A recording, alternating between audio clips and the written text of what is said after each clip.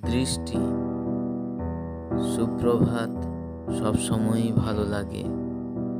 অফুরন্ত বৃষ্টিধারার মতো মন যখন কথা বলতে চায় আশার আলোর সাথে, সে শুভরাত্রি বললে ভালো লাগে না তখন।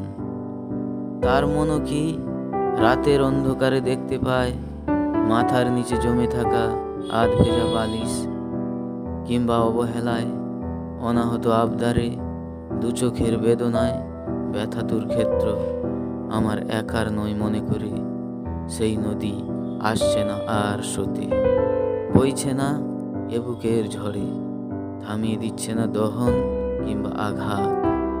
নিজের ক্ষেত্র নিজেই প্রস্তুত করে সৃষ্টি হওয়া অভিমান আর কথার মধ্য দিয়ে নির্বিকার তাকে প্রবাহিত হতে হচ্ছে গুমরে গুমরে, জ্বলনে জ্বালনে উকি দিচ্ছে অগণিত স্বপ্নরাশির মধ্য দিয়ে ঠিকরে পড়ছে তার দৃষ্টির শোভা।